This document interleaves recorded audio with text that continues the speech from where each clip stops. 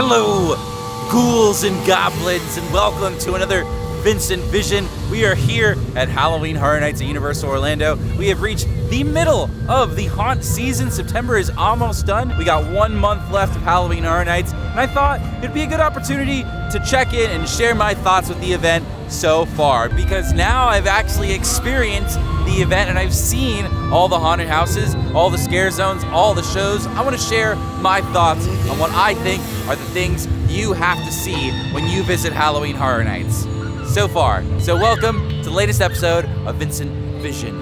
Watcha!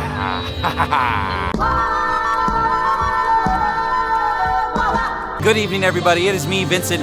Welcome back to another Vincent Vision. I'm here at Horror Nights in the quietest, most well-lit area of the park I could find. I wanted to share with you guys the story so far, the haunted houses that I've really enjoyed this year, the scare zones I've really enjoyed, and if certain shows are worth seeing or not.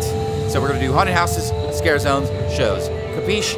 Easy. But let's just go ahead and get right into it. Let's talk about the biggest draw of Halloween Horror Nights, which is the haunted houses. Here's my original list of anticipated haunted houses, and this is my current list of favorite haunted houses. A lot of movement, especially with my number one and some of the ones that were on the lower end. Right now, my current top three for the event are The Weekend at number one, Halloween at number two, and number three, Dead Man's Pier.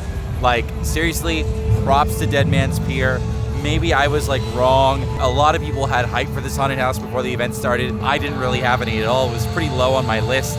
It wasn't until I actually saw the haunted house, it shot all the way up to the top three. Now, it doesn't get the first or second spot because every time I've gone through the house, it hasn't been really super scary. The scares feel pretty standard for a Halloween Horror Nights haunted house. But what is top shelf about Dead Man's Pier are the sets, and the facade in particular is so fantastic.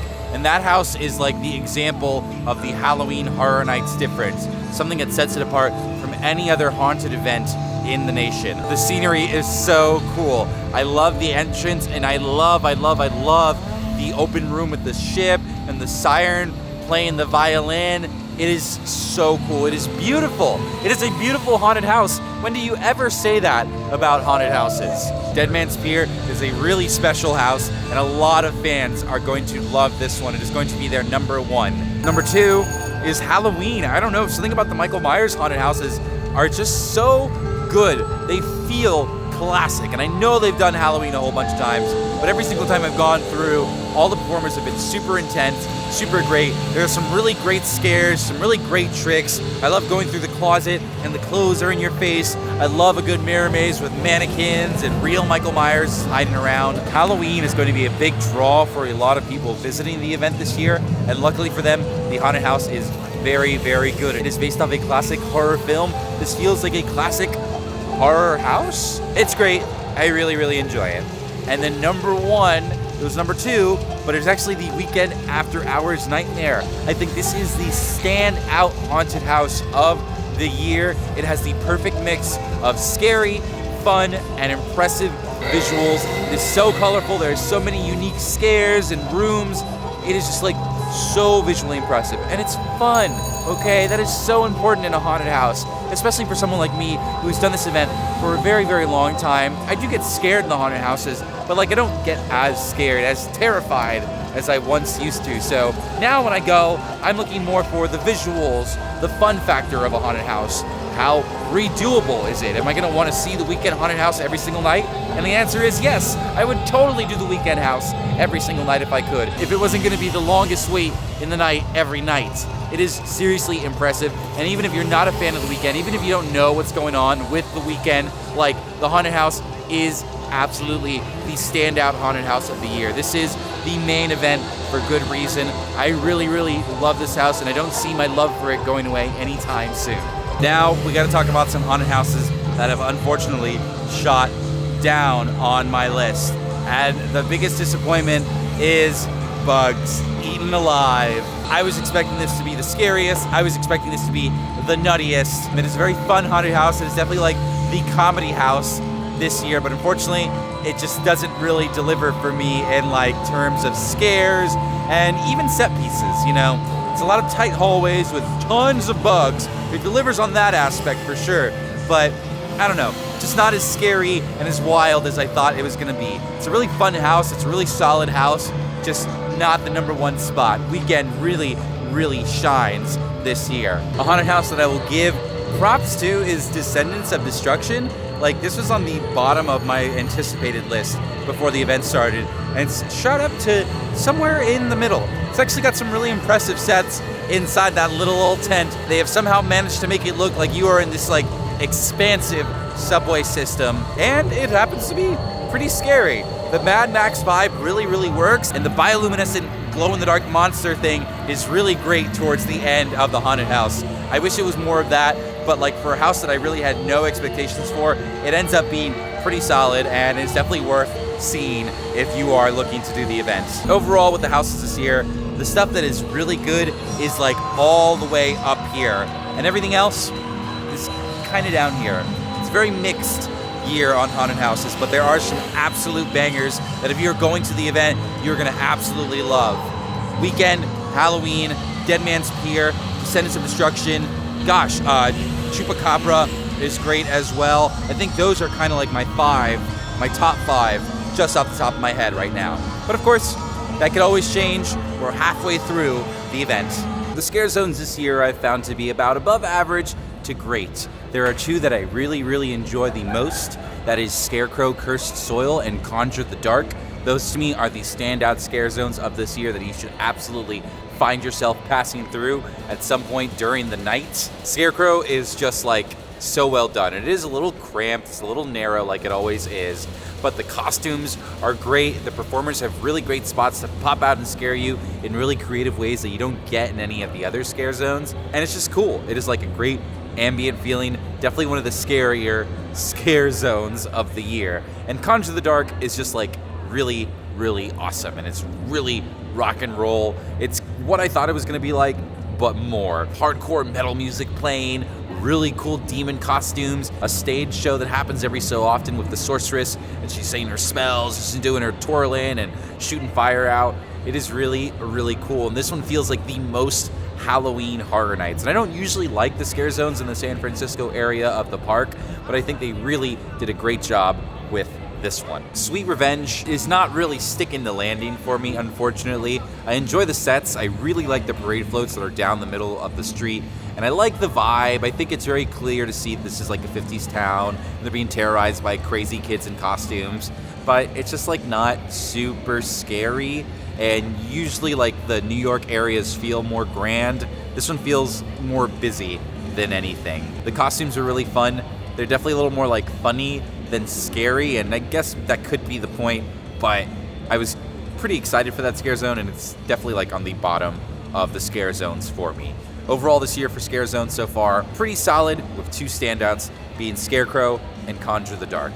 And I'm actually just gonna stay here. This is the King's Cross station that's not getting used right now. This actually is the perfect spot to vlog during Halloween Horror Nights because it's so nice and quiet. Let's talk about the shows. There are two shows this year, Halloween Nightmare Fuel and Ghoulish, A Halloween Tale. I have seen both, and I like them, but I'm not as crazy about the shows as I have been in previous years. Halloween Nightmare Fuel Wildfire is very similar to Nightmare Fuel from last year. In fact, it feels like bigger and better, which is good, but it has a lot of the same notes from last year's show. It almost feels like this was supposed to be the show for last year, and they like couldn't do like a full version of it, so now they're able to, and they're just like doing the show again. You're gonna see a lot of the same magic tricks, a lot of the same music. It's cool. It's a cool show, and the performers are all rock stars. I love the Feel Girls and their fire and the sparklers that shoot out of their head. Like, they are, to me, the big standout for that show. But everything else definitely feels like I have seen it before, and if they do Halloween Nightmare Fuel for a third time, I would be really disappointed if it ends up being the same type of show. So I'm hoping for a little more variety next year, but I think there's just enough this year that it feels different enough that if you've seen Halloween Nightmare Fuel last year and you enjoyed it and you're kind of iffy about seeing it, you could see it, and I think you'll enjoy it. Ghoulish: A Halloween Tale is the show in the lagoon, and I'm kind of mixed about this one. I think some people really, really like it. I am not really one of those people. I like parts of it, and I will give it points for creating something new and unique and really like bringing a vibe and a feeling that we have not had at Halloween Horror Nights before. And that vibe, to me, is a Disney nighttime show. They use, it feels like something I would see at Mickey's Not So Scary Halloween Party. And that may be a good thing, that may be a bad thing. But I don't know. I preferred the Marathon of Mayhem format where you just make a show about all the things that are in the park. The first one with Ghostbusters and Stranger Things was great. The second one they did with Texas Chainsaw Massacre and whatever else wasn't that great. And it seems like this year they had it where they literally have The Weeknd. They have The Weeknd, one of the most popular artists in the world, and Michael Myers, one of the most iconic horror themes in the world anywhere. That's all you had to do. That's all you had to do. You could have done the Marathon of Mayhem again with The Weeknd and Michael Myers and whatever else you want to use, and you would have had a really, really great show. Heck, make it all Weeknd for all I care. The Weeknd does show up in the show. There's a Blinding Lights segment, which is fine. Like, it's his most popular song, but like, I don't know. All the other songs, they're covers of songs that exist, and they feel very Disney.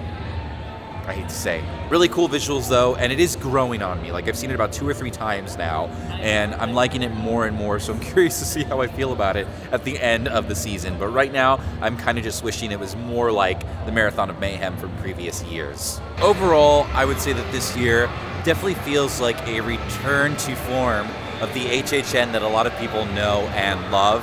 2021 was great, and there was a lot of good stuff that came out of it, but I definitely am in the belief that compromises that had to have been made for the event to operate definitely didn't make the event as impactful as it could have been. And this year, it feels like true Halloween Horror Nights. I would say, as far as tips and advice, things to think about when you are getting ready to visit Horror Nights this year. First things first, pack your patience, okay? This event has gone supernova. It is one of the most popular things that happens here at Universal, and it'll always be busy, no matter what.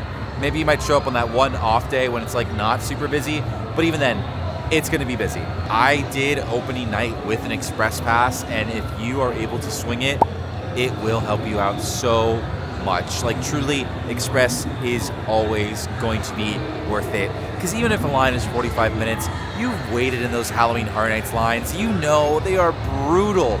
So don't do that to yourself if you don't have to.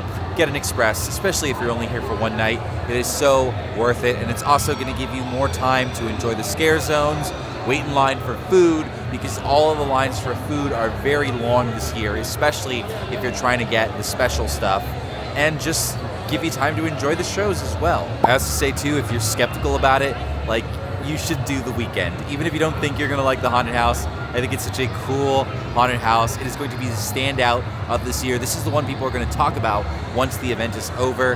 The Weeknd, so great. Currently my favorite haunted house. I'm not expecting that to change anytime soon. Get here early. It is so important to get here early. I think this year I would recommend just trying to get a stay-in screen for one of the haunted houses. The opening ceremony this year is fine, but it's not essential. Last year had Jack the Clown coming down to the gates with all the characters. It was so much more impressive, and it was something you definitely wanted to be at the front of the park to see if you're a big Halloween Horror Nights fan. I think this year, don't worry about it too much. Just find the stay-in screen for the haunted house that you don't want to wait in line for, and just do that. You'll be happy you got a head start on the haunted houses this year because it's so darn busy. If you have an opportunity to buy Halloween Horror Nights merchandise before the event starts, if you're in the park or at the hotel or whatever, do that, because during the event, the merchandise is flying off the shelves. People can't find their sizes. There are things that have been sold out for a very long time. Get your stuff before the event starts, or on a day that you're not going to the event, you'll be happy that you did. I know you want to go through the tribute store and pick out your perfect t-shirt, but you won't be able to pick it out if they don't have your size. So get ahead of that. You'll be happy that you did. And of course, the most important tip and piece of advice, have fun. This is Halloween Horror Nights. It's the coolest thing that Universal does. I love it, I love it, I love it. And I can't wait to go through the month of October experiencing more of it. So this is my middle of the road checkpoint for Halloween Horror Nights. I hope you enjoyed this. I hope you agree with some of the things that I said. If you disagree with some of the things I said, I'd love to hear it. Please leave a comment down below. What are your current favorite haunted houses this year? Scare zones? What do you think about the shows? What do you think about Ghoulish? Let me know. I'd love to hear it. I love hearing what you guys have to say. But I am going to get on out of here. I have had enough Halloween Horror Nights for tonight. So thank you guys for watching another Vincent Vision. Please be sure to like, subscribe, tell your friends, all that good stuff, and watch some more of my videos. Thank you to my friends at Attractions 360 for letting me use your haunted house videos. It was a pleasure meeting you guys at Halloween Horror Nights Hollywood a couple days ago. You guys are great. And I should have put this towards like the front of the video, but it ended up in the back because, well, that's just how life works sometimes. But you guys are amazing. You guys watching are amazing, and I am amazing too, right? Yeah, I think I am. Okay, I'm gonna go home now. Thank you guys for watching another Vincent Vision. Bye-bye.